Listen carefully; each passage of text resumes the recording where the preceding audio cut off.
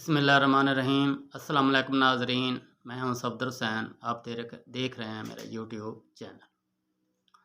नाज़रीन, आज हम जिंक की अहमियत के बारे में बात करेंगे कि जिंक का पौधे के लिए क्या कलीदी किरदार है और इसकी कितनी अहमियत है। नाज़रीन, सबसे पहले आप ज़हन नशीन कर लें एक बात कि जिंक का इंसानी जिस्म में, पौधे में इसका अहम कलीदी किरदार अदा होता है और ये बहुत अहमियत की हामिल होती है। नाज़रीन, जब आपने फसल लगानी है, डीएपी डालनी है, तो आपने 25 दिन बाद जिंक, चिनेटेड जिंक हो, 33% वाला जिंक हो, 27% वाला हो, और उसके बाद 10% वाला भी कुछ कंपनी दे रही होती हैं, तो वो लाजमी डालना है।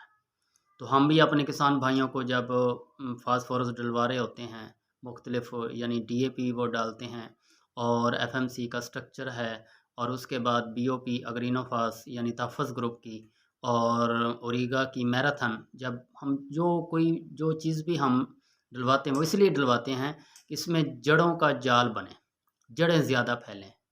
तो जड़ें ज़्यादा फैलेंगी तो क्या होगा, टिलरिंग ज़्यादा होगी। तो गंदम के हवाले से इसका अहम कलीदी किरदार अदा होता है जिंक का।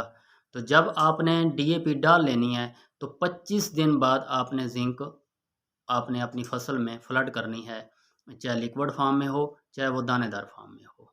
तो लिक्विड फॉर्म ख़ास तौर पर रेतले इलाके में नहीं डालनी, यानी कि यहाँ पर रेतला यानी रेत यहाँ पर रेत हो और वहाँ पर फसल आपने बीजी है, तो वहाँ पर आपने लिक्विड फॉर्म में नहीं डालनी, वहाँ पर भी दानेदार भी ही डालनी है।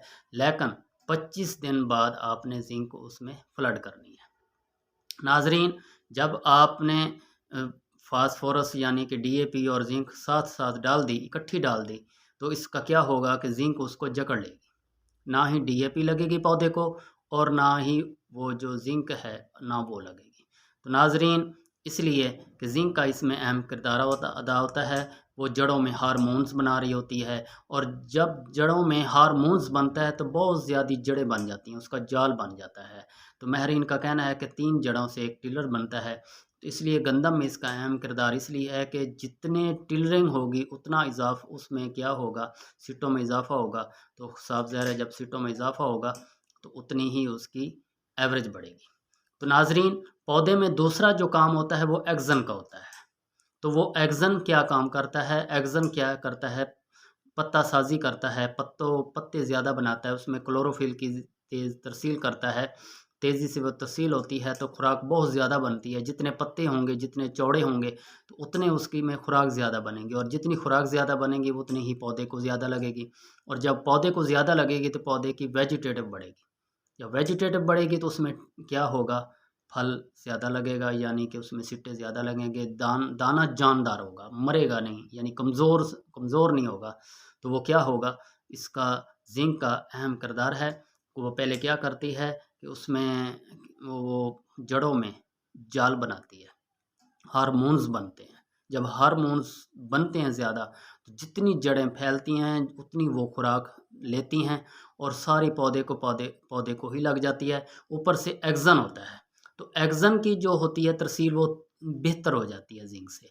जब जिंक से बेहतर होती है तो उसमें पत्ता साजी की तेज़ हो जाती है, पत्ता साजी ज़्यादा होती है, और पत्ते चौड़े हो जाते हैं, लंबे हो जाते हैं, और उसमें क्लोरोफिल ज़्यादा हो जाता है। और जितना क्लोरोफिल ज़्यादा होता है उतना ही पौधा क्या करता है, खुराक बनाता है, और उसमें क्या होता है, टिलरिंग ज़्यादा और टिलरिंग भी बढ़ती है, उसकी शगुफ़ा साजी भी बनती है, और जितनी जड़ों का जाल बनता है शगुफ़ा साजी बनती जाती है, साथ साथ टिलरिंग बनती जाती है, और ऊपर से एक्जन का अमल तेज़ होता जाता है, और एक्जन से क्लोरोफिल का अमल तेज़ होता जाता है, खुराक तेज़ बनती है और वो सीटों में जाती है, और पौधा क्या होता है, जानदार होता है और सरसब्ज नज़र आता है, और उसमें जो फल दानादार दाने लगते हैं, दाने जो बनते हैं, तो वो क्या होते हैं, ताकतवर होते हैं।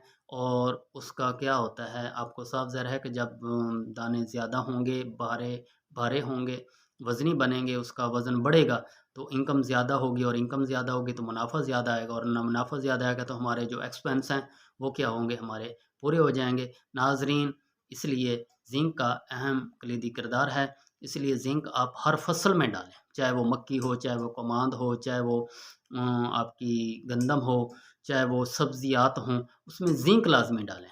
तो वो ये होता है कि माहिरीन का कहना है कि ज़िंक पौधों में डलवाएँ, वो पौधों के ज़रिए उसमें जज़ब होगी और जब उसके ऊपर फल लगेगा और जब इंसान इसको फल खाएगा और उसके जो बच्चे होंगे, आने वाली नस्लें होंगी, उसमें ज़िंक की कमी नहीं होगी। जब ज़िंक की कमी नहीं होगी, तो इसलिए वो ज़िंक का क्या हो जाएगा, तबादला हो जाएगा।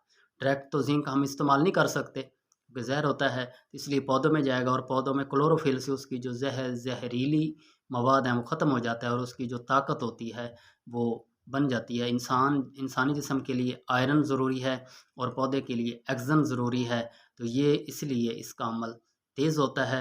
इसलिए नाज़रीन अपनी सब्ज़ियात में, अपने फसलात में ज़िंक लाज़मी डालें और ख़्याल रखें कि डीएपी से 25 दिन बाद।